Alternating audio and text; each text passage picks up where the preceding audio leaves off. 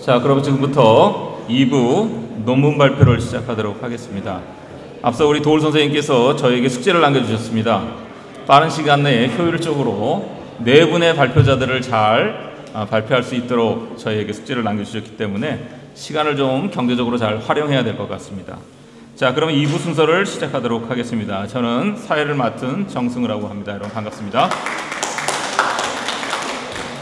자, 첫 번째 발표자는 우리 조영식 박사님이십니다. 조영식 박사님은 연세대학교에서 학사와 석사를 마치시고 예루살렘에 있는 히브리 대학에서 지혜문학으로 학위를 하시고 명지대학과 다양한 대학에서 강의를 진행하고 계시고요. 현재는 독립연구가로 활동하고 계십니다.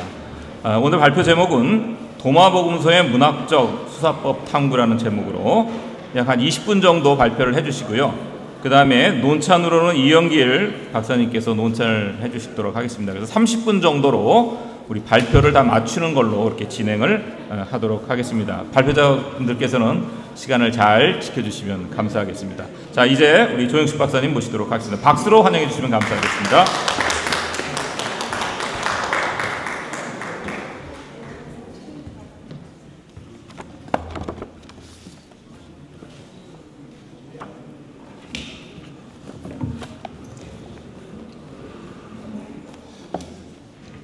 직업병이 있어서 강단에만 서면은 할렐루야로 시작해야 될 것 같은데, 도마복음서의 문학적 수사법 탐구라는 제목을 제출하고 보니까 제가 큰 실수를 했다는 걸 깨달았습니다. 너무 거창한 제목을 제출했습니다. 그래서 깨갱하고 하나님 나라 개념을 중심으로 이렇게 축소를 했는데, 그것도 좀 하나님 나라, 그러면 이 신약신학에서는 어마어마하게 중요하고 방대한 주제이기 때문에 또 한번 깨갱하고 서론에서 이제 제가 무엇을 말씀을 드려야 하는지를 간략하게 정리를 했습니다. 우선 문학이다 이렇게 이야기를 할 때 어떤 우리가 알고 있는 이 지구상의 모든 문학 전체를 이야기하는 것이 아니라 지금 도마복음과 같은 라인에 있는 성서 자체를 문학으로 정의를 하는 것이 본 논고의 핵심입니다. 그 다음에 수사법이다. 수사법 자체가 또 굉장히 엄청난 학문이지만 여기서 이야기하는 수사법이라는 것은 간단히 말씀을 드려서 성서 해석의 기술이다. 이렇게 이해를 하시면 되겠습니다. 이 전제가 무엇을 의미하느냐 하면은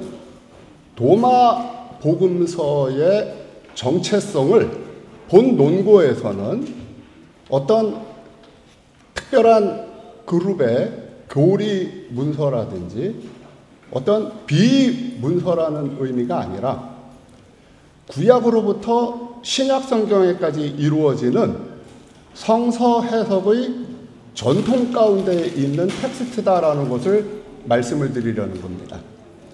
도올 선생께서 제일 마지막에 강의를 하실 때 지금 제 강의를 안 듣고 가신 것 같은데 굉장히 좀 아쉽습니다만은 마지막에 말씀을 하실 때 뭔가 막 이렇게 하고 싶은 말이 있는데 굉장히 힘들게 말씀하시지 못한 부분, 그 부분을 제가 말씀을 드리려고 합니다.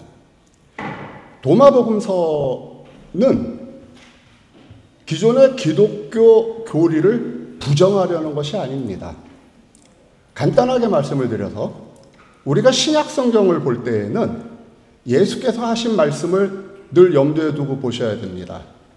내가 율법을 폐하러 온 것이 아니라 율법을 완성하러 왔다. 그렇지만 유대인들 눈에는 예수의 행동이 항상 안식일을 범하는 것처럼 보이고 그 다음에 정결 예식을 범하는 것처럼 보입니다. 그러나 예수께서는 안식일을 폐지하자고 이야기하신 적도 없고 유대인들의 정결 예식 자체를 폐지하는 것도 예수의 의도가 아닙니다. 신약 성경은 전통적인 유대교 전통을 재해석하려는 겁니다.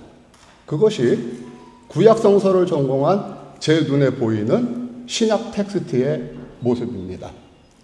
그런데 도마복음서를 보면 이번에는 도마복음서에서 바로 그 신약 텍스트가 시도했던 그 모습이 보입니다. 바로 재해석이죠. 근데 대상이 다릅니다. 신약 성경의 대상이 구약이었다면 도마복음서의 대상은 신약입니다. 그래서 그 사례를 하나님 나라 개념을 중심으로 여러분들에게 설명하려는 것이 본 농고의 핵심입니다.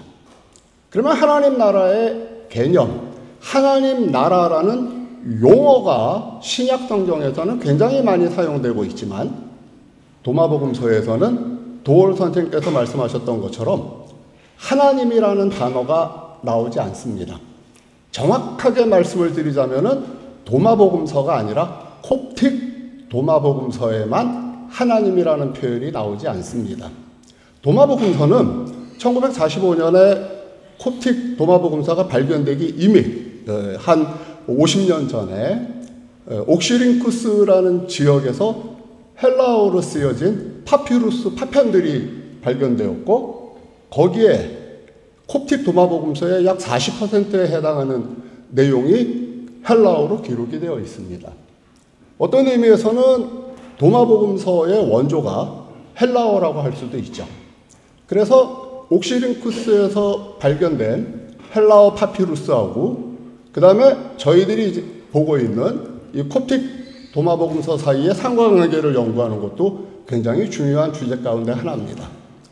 그런데 중요한 것은 여기서 그 상관관계를 말씀을 드리기에는 시간도 부족하고 제가 발견한 바로는 콥틱 도마복음서는 싫든 좋든 헬라어 옥시링쿠스 파피루스가 원본은 없지만 그 파편을 비교할 때 번역본이라는 사실이 분명합니다. 그렇다면은 아까도 말씀을 드렸다시피 또다시 구약과 신약의 관계, 그 상관관계가 도마복음서에 또다시 적용됩니다. 구약 성서는 두 종류의 텍스트가 있습니다. 바로 유대인들이 사용하는 히브리어 원전이 있고 주전 3세기에 헬레니즘 시대에 헬라어로 번역된 70인역 성서가 있습니다. 바로 그 마소라 텍스트, 히브리어로 기록된 마소라 텍스트와 헬라어 번역본 사이의 신학적인 차이는 어마어마합니다. 그런 맥락에서 저는 도마복음서 역시 헬라어 옥시링쿠스 도마복음서와 그 다음에 콥틱 도마복음서 사이의 관계는 바로 70인역 성서와 유대인 마소라 텍스트 사이의 관계라고 이해할 수 있습니다. 그런 맥락에서 제가 이제 여러분들에게 제시하고자 하는 하나님 나라의 개념은 헬라어 표현과는 관계없이 콥틱 도마복음서만을 기준으로 설명을 드린다. 중간중간 여러분들이 이제 이 원고를 보시면은 제가 각 주에 표시를 해 놓았습니다. 자, 그렇다면은 이제 하나님 나라의 개념을 우리가 어떤 방식으로 접근할 것인가? 콥틱 도마복음서에서 사용하는 용어에 먼저 초점을 맞췄습니다. 5가지의 표현을 발췌했습니다. 28페이지 이하를 보시면은 어휘 분석이라는 부분이 나오는데 첫 번째는 그 나라라는 표현입니다. 두 번째는 29페이지 아버지의 나라라는 표현이 있고 세 번째는 하늘나라라는 표현, 그리고 네 번째 처소, 그리고 다섯 번째 새로운 세상이라는 이 용어들이 하나님 나라 개념을 나타냅니다. 그런데 굉장히 많은 설명이 필요하지만 이 용어에서 가장 중요한 핵심은 도올 선생님께서 말씀하셨던 것처럼 하나님이라는 표현이 콥틱에 전혀 등장하지 않는다라는 사실입니다. 다시 말씀을 드려서 하나님 나라라는 표현은 전혀 없습니다. 그런데 정경 복음서들을 보시면은 하늘나라라는 표현을 집중적으로 사용하는 마태복음조차도 하나님 나라라는 표현을 꽤 많이 사용하고 그 외에 다른 신약 성서 본문에서 하나님 나라라는 이 표현은 거의 주류 표현이라고 할 수 있습니다. 그렇다면 콥틱 도마복음서와 정경복음서들 사이에 이 용어상의 차이만 저희들이 간단하게 비교를 한다 하더라도 굉장히 다른 관점이 표현된다라는 것을 느끼실 수 있겠죠. 왜 정경복음서들에서 그렇게 강조하는 하나님 나라라는 표현이 도마복음서에, 콥틱 도마복음서에서 한 번도 등장하지 않는 것일까? 예, 이것이 이제 쭉 31페이지까지 그 어휘 분석에서 제가 다른 용어들을 설명하면서 결론적으로 강조한 부분입니다. 그래서 이제 그 5개의 용어들을 중심으로 114개의 어록들을 분류하는 작업을 실시한 것이 31페이지 맨 밑에 이제 세 번째 장에 주제별 분류와 수사법 탐구라는 항목입니다. 여기서 논문에는 제가 언급하지 않았지만 잠깐 말씀을 드리고 싶은 부분이 있는데 이러한 방식을 사용한 이유가 있습니다. 이것은 방법론입니다. 어디에 방법론이냐 하면 구약 성서 잠언을 연구하는 방법론입니다. 잠언을 연구하시는 분들이 다 공통적으로 느끼는 당혹감은 맥락이 없다라는 거죠. 물론 1장에서 9장 또 끝부분에 어떤 아굴의 잠언이라든지 르무엘 왕의 잠언 같은 경우에는 어느 정도 맥락이 있지만 특히 잠언 10장에서 24장까지는 도마복음서와 거의 똑같은 구조를 가지고 있습니다.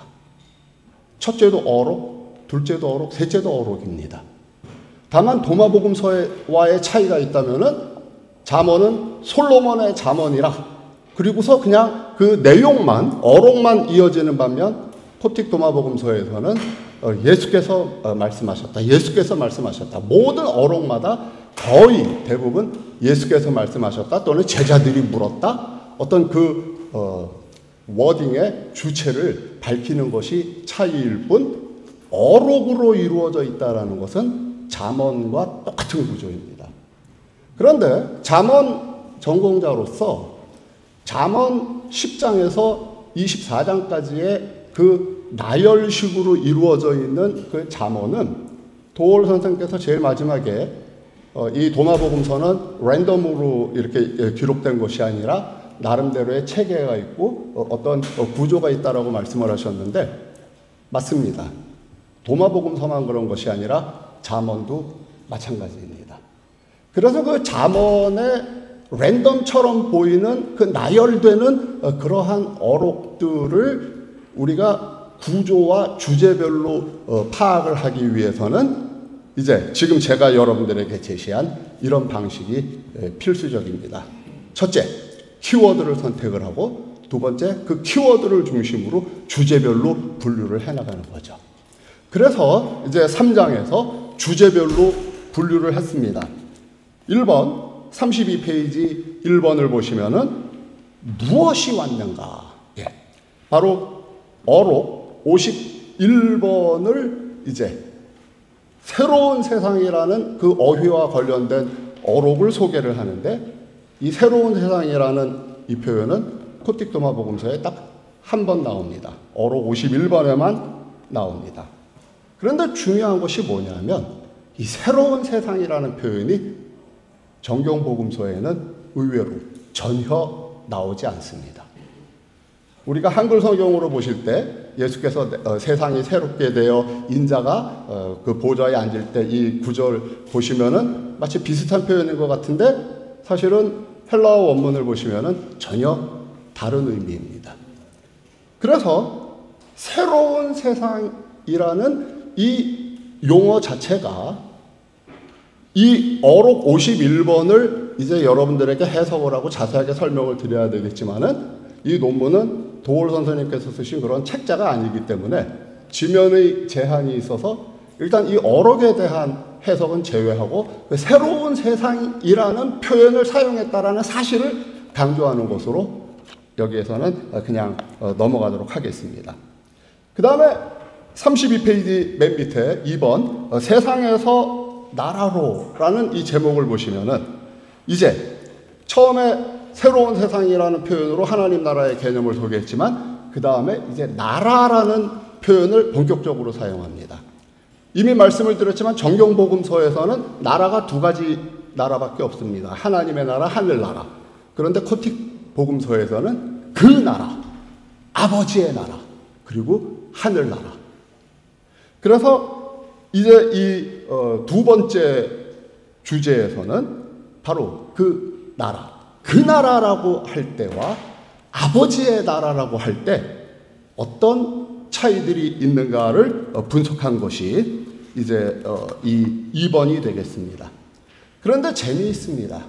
그 나라와 아버지의 나라라는 이 어록들을 순서대로 쭉 나열을 한 것이 이제 32페이지부터 33페이지에 보이실 텐데 아까 97번의 경우 도올 선생님께서 자꾸 도올 선생님을 제가 언급을 해서 참 죄송한데 제일 마지막에 강의를 하실 때 제가 해야 할 내용을 다 이야기를 하셨기 때문에 어쩔 수 없이 말씀을 드려야 될 것 같은데 도올 선생님께서 이 97번 어록 33페이지에 보시면 여인이 항아리를 들고 가는데 그 항아리에서 곡식이 쏟아진 이야기를 하시면서 이제 흥미로운 해석을 제시해 주셨는데 외람된 말씀이지만은 성서학은 아무나 하는 게 아닙니다. 아무나 성서에 대해서 자기가 주장을 하고 해석을 한다라고 생각을 할지 모르지만은 성서학도 학문입니다. 학문에는 방법론이 있고 근거가 있고 논리가 있습니다. 그래서 이제 우리가 이 97번을 해석을 할 때 세 가지를 염두에 둬야 됩니다. 여인, 항아리, 곡식. 물론 이 집이라는 표현도 중요합니다. 그런데 저는 이 집이라는 것은 그냥 그 여인과 동의어로 하나는 지금 여기서 이야기하는 아버지의 나라를 가리키는 표현으로 그냥 전제를 하고 자, 이 97번에서 항아리, 곡식, 여인. 근데 이 여인은 96번에서 또 나오기 때문에 도마복음 자체에서도 이 여인이라는 것이 굉장히 무엇을 의미하는지는 별로 어려울 게 없습니다. 하나님 나라 의미하는 것에는 변함이 없습니다.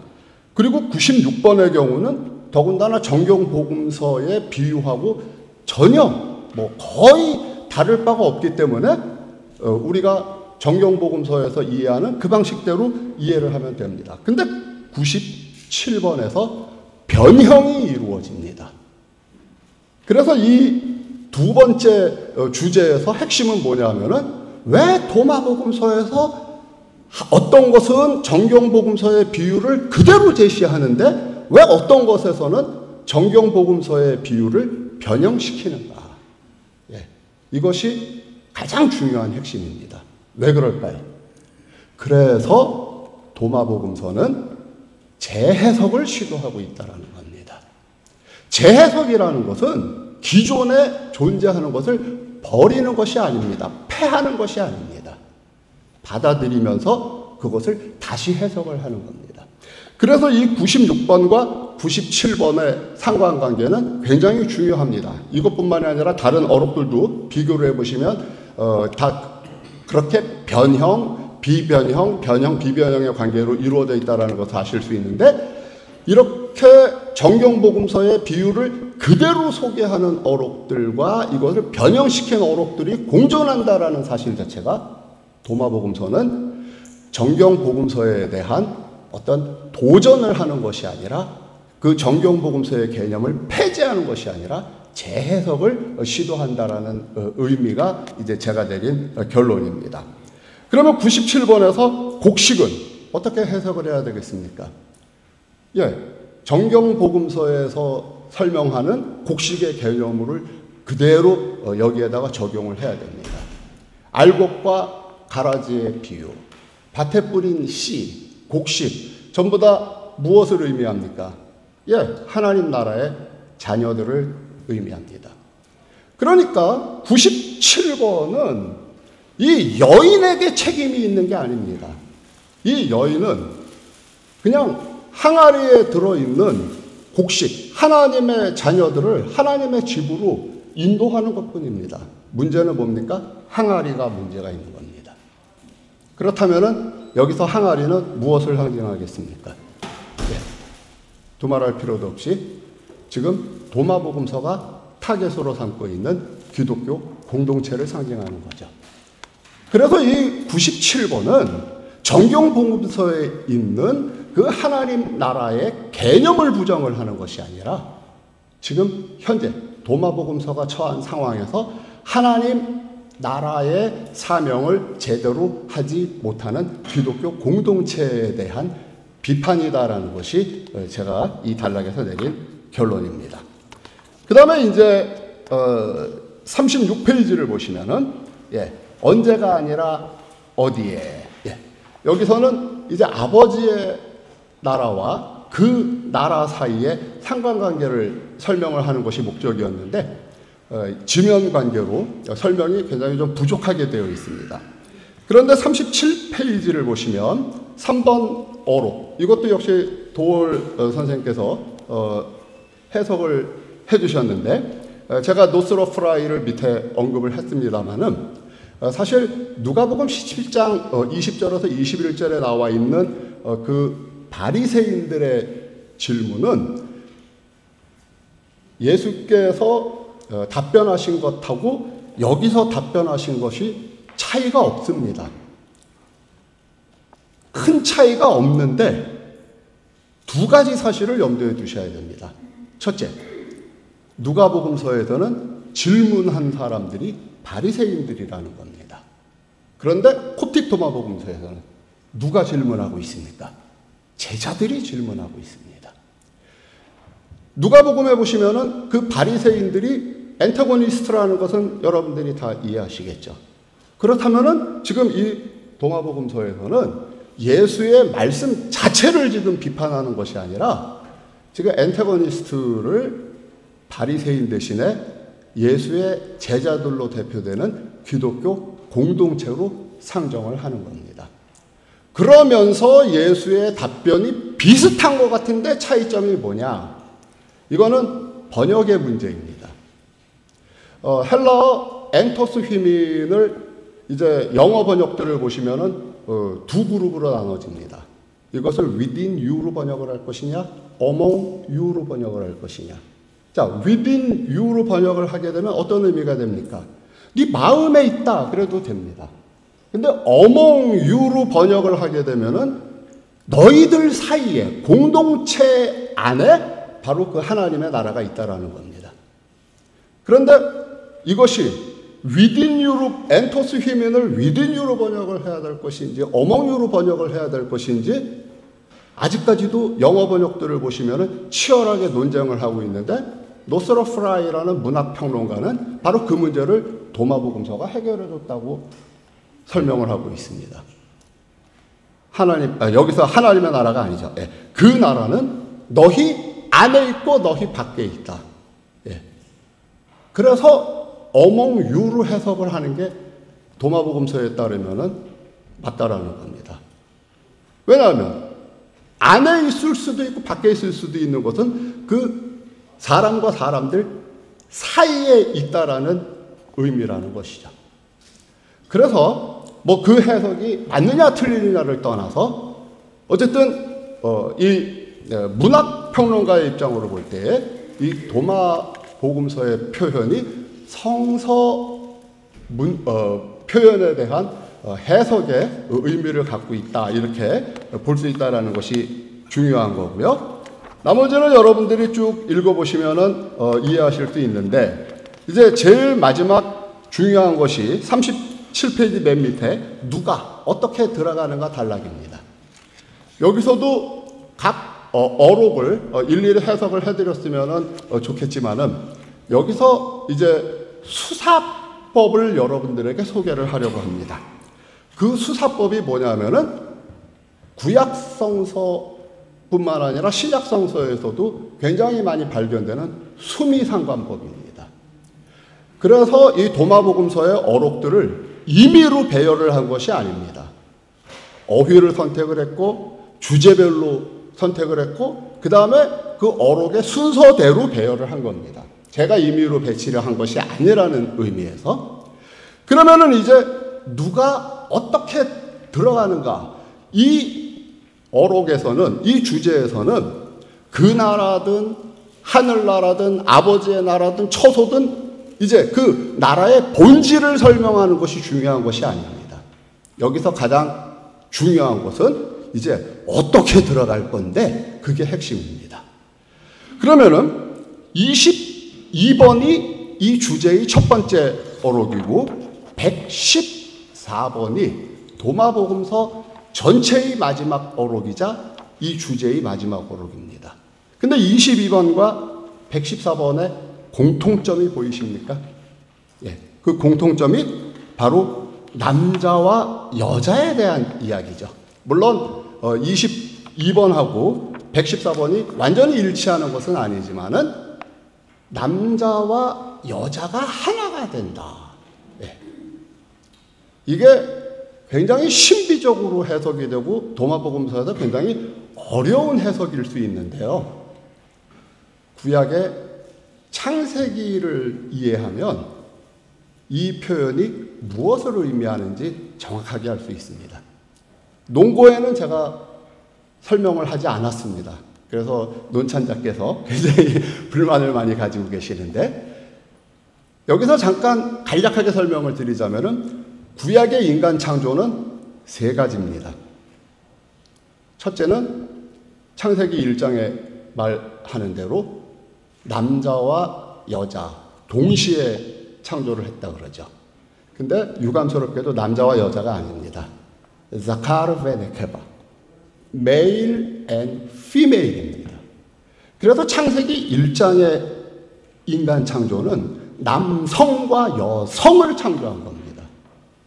남성, 여성은 태어날 때 공통적으로 가지고 태어난다 그러죠. 호르몬의 영향으로 남성성이 발현되기도 하고 여성성이 발현되기도 하고.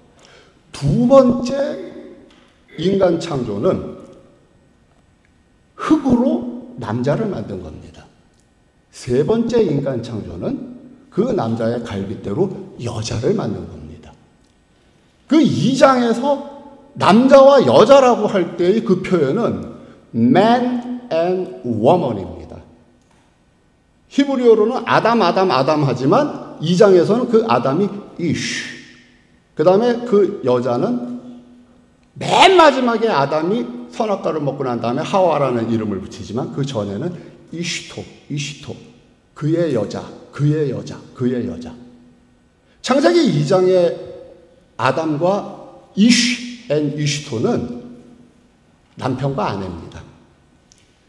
그래서 이제 우리가 이 창세기의 인간론을 염두에 두시면 이 도마복음서의 의도는 분명합니다. 남자와 여자가 하나가 되는 것. 이것은 영성을 가리키는 겁니다. 남성과 여성 사이에는 구별이 있죠. 근데 영성은 남성도 아니고 여성도 아닙니다. 그래서 부활에 대한 논쟁 때 예수께서 하신 말씀이 부활 때에는 시집도 가지 않고 장가도 가지 않고 이 도마복음서 114번에서 이야기하는 것하고 거의 똑같은 이야기를 하고 있습니다. 제가 이렇게 설명을 드리는 이유는 도올 선생님께서 제일 마지막에 하시고 싶었던 말씀. 도마복음서 장난이 아닙니다. 도마복음서는 개념이 있는 책입니다. 근데 어떤 개념이 있느냐? 자기 나름대로의 신학을 전개하는 그런 개념을 가진 책이 아니라 도마복음서는 구약성서와 신약성서와 그 이전에 있는 모든 성서적인 전통에 충실한 재해석을 시도한다는 점에서 대단한 책이라는 것. 이것을 제가 결론에서 내재적 해석이라는 개념으로 설명을 드렸습니다. 이상으로 간단하게 설명 마치겠습니다. 네, 감사합니다. 자, 이제 우리 이영길 박사님 나오셔서 조영식 교수님 논문에 대해서 논천해 주시겠습니다.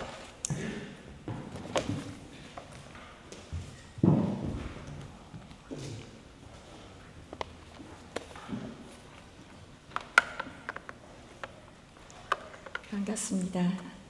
먼저 조용식 박사님과 저는 굉장히 큰 인연이 있는데요. 저도 구약학 전공이고 제가 예루살렘 히브리 대학교에 공부하러 아마 96년, 97년 그 무렵이었던 것 같은데 그때 조용식 박사님께서 거기 계시면서 저를 참 많이 보살펴 주셨습니다. 그래서 개인적으로 많은 감사를 드리고 특히 그래서 이 자리에 조용식 박사님의 글을 제가 논찬자로 나선다는 게 아주 큰 부담이면서 동시에 영광입니다. 제가 학문적으로도 또 삶의 자리에서도 저보다 훨씬 먼저 앞서가신 분의 글을 감히 이렇게 논평을 할 수 있을까? 또 제가 논찬했던 그 마지막 원고에서 또 많이 좀 바꾸셨어요.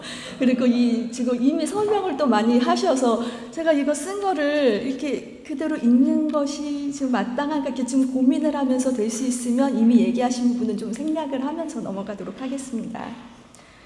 네, 조용식 박사님의 논문은 콥틱 도마복음서에 나타난 하나님의 나라 관련 개념을 중심으로 관련 어휘를 정경복음서와 어휘적 개념으로 비교하고 해당 어휘들이 사용된 맥락과 수사적 구조를 분석함으로써 도마복음서 특유의 하나님 나라 이해를 밝히고자 시도하십니다. 저자께서 맨 마지막에 이제 졸고라고 겸손히 표현하셨지만 이 논문은 각 어록의 어휘를 원문으로 확인하고 또 정경복음서의 용례와 면밀히 대조하는 한편 내적 구조 분석을 통해 개념적인 일괄성을 도출한 학문적 성과로서 그 노고와 성실성에 비추어 옥고라고 부르기에 손색이 없다고 생각합니다. 먼저 주요 내용과 논지를 간략하게 정리해 보도록 하겠습니다. 저자는 이제 콥틱 도마복음서라고 강조하셨고 이와 그냥 저는 도마복음서라고 얘기하겠습니다. 그래서 하나님의 나라 개념이 그 나라, 아버지의 나라, 하늘나라, 처소, 새로운 세상 등 5가지 어휘로 표현했다고 보십니다. 이를 정경복음서와 비교한 핵심 내용은 다음과 같습니다. 첫째, 정경복음서에서 비중이 적은 그 나라, 아버지의 나라가 도마복음서에서는 자주 사용된다. 둘째, 마태복음서에서 자주 등장하는 하늘나라는 도마복음서에서는 드물게 나타난다. 셋째, 마태복음의 하늘나라를 마가복음과 누가복음은 하나님 나라로 바꾸는 데 비해서 도마복음서는 하나님 나라라는 표현 자체를 쓰지 않고 아버지의 나라로 대체한다. 저자는 이를 하나님 나라라는 표현을 선호한 기독교 주류 세력에 대한 반발로 해석하고 계십니다. 넷째, 처소는 정경에서 오직 요한복음에만 나타나며 도마복음서의 해당 표현은 의도적 사용일 가능성이 제기된다.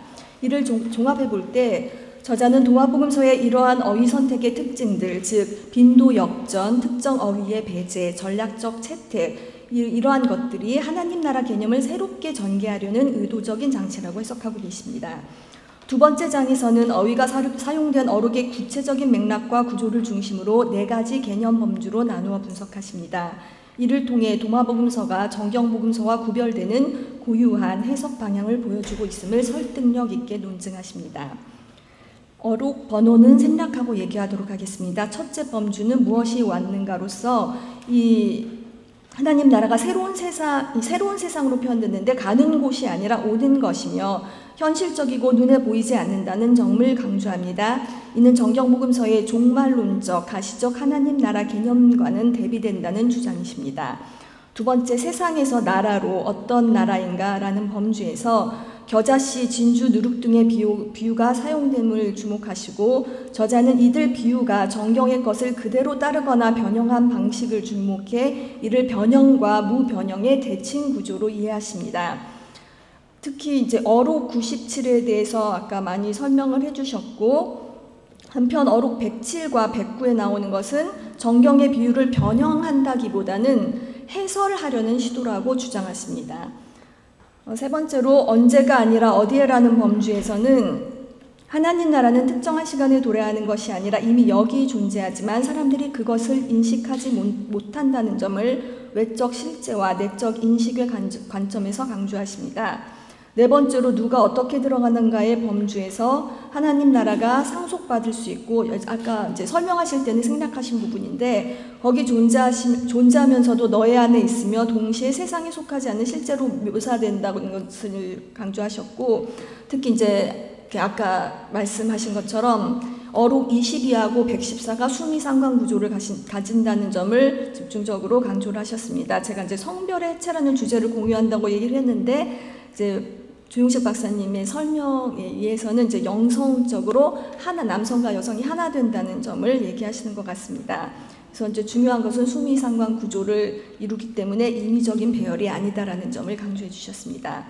결론에서는 도마복음서를 비롯한 고대 문헌들이 단지 다르다는 이유로 배제되고 폄하되어 온 사실을 비판적으로 지적하며 도마복음서는 어록 1번에서 밝힌 해석 원리에 충실하게 하나님 나라를 새롭게 이해하고자 한 독립적인 해석 또는 재해석의 산물로 보아야 하며 그 시도 자체를 하나의 해석학적 노력으로 평가할 필요가 있다고 주장하고 계십니다.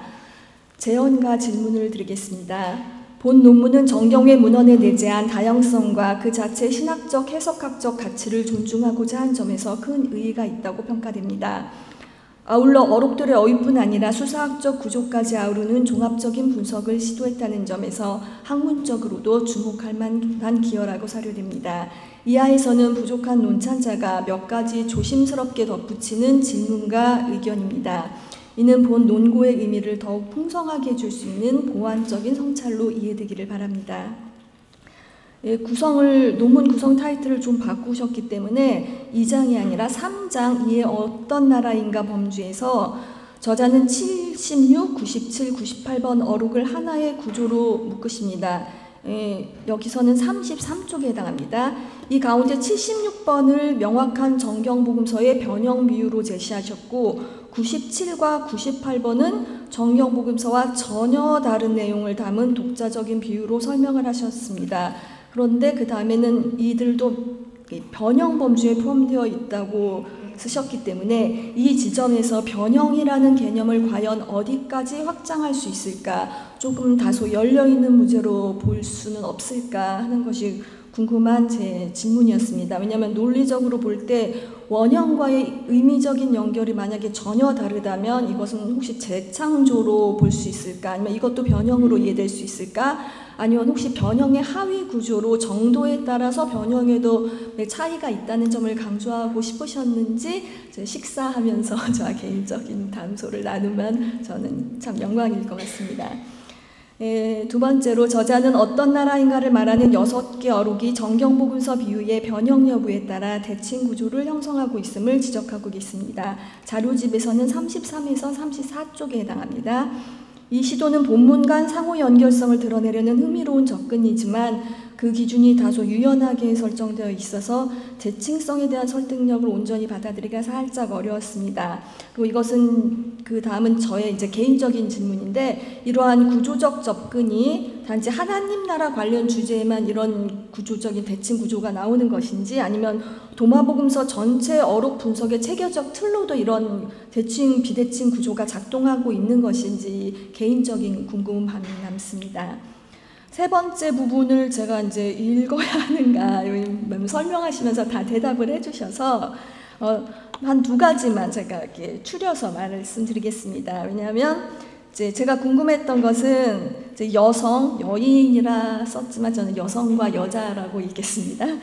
이제 여성, 그 여자와 집이 모두 아버지의 나라를 상징하는 셈이 되는 것으로 제가 읽혀서 정확하게 이제 어떤 식으로 해석을 하고 계셨는지 좀 궁금했고, 그렇다면 이제 길에 쏟아지는 곡식은 무엇을 나타내는지 궁금했는데 그 부분에 이제 알곡과 가라지 비유를 이제 얘기하시면서 설명을 해주셔서 감사하고요. 이제 제가 친절한 추가 설명을 기대해 본다고 썼는데 너무나 친절하게 설명을 해주셔서 이 부분도 참 감사드립니다. 그래서 만약에 이 견해가 저자의 독창적인 주장이라면 이제 기존 학계의 다양한 해석과 비교 대조하거나 관련 논의를 함께 제시했더라면 논증이 한층 명료해지지 않았을까 하고 생각됩니다. 특히 잃어버린 양 비유에 대한 정경 복음서들과 어록 107 사이에 나타나는 차이를 지적하신 부분이 굉장히 신선하게 다가왔습니다.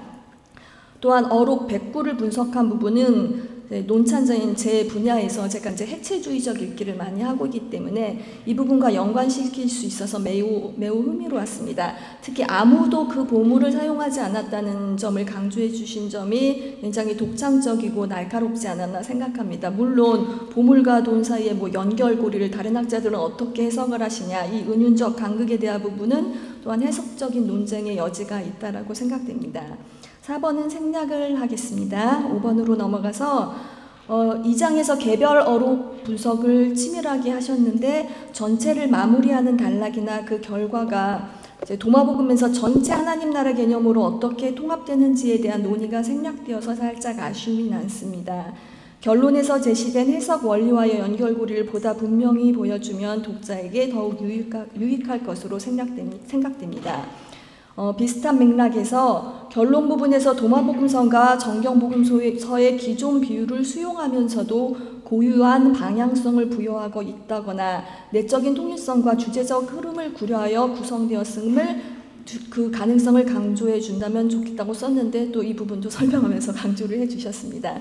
그래서 이를 통해서 도마복음서가 단순한 어록몸이 아니라 독자적인 내적 논리를 지닌 해석적이고 신학적인 문서로 이해될 수 있음을 다시 한번 시사하는 효과가 있지 않을까 하는 바람이었고 또 그 부분을 보충해서 설명해 주셨기 때문에 이제 이 부분은 넘어가도 될 것 같고 이제 끝으로 논문을 읽는 동안 상당히 즐거웠고 제가 도마복음서에 대해서 잘 모르고 있었는데 조용식 박사님의 논문을 통해서 또 큰 관심을 가지게 되었다는 점, 또 학문적으로 앞으로 더 이 부분을 공부하고 싶다라는 이제 소망이 생겼습니다. 그래서 이 감춰진 비밀을 찾아내듯이 조심스럽고 세밀하게 하나님 나라에 대해 사유할 수 있는 문을 열어주신 저자께 진심으로 감사드리고 또 초대해 주신 손원영 회장님께도 감사드립니다. 저자의 깊은 통찰이 담긴 논문의 해석을 발견하려고 제가 많이 애썼는데 혹 실패했다면 그 책임은 오롯이 부족한 논찬자에게 있음을 밝히는 바입니다. 감사합니다.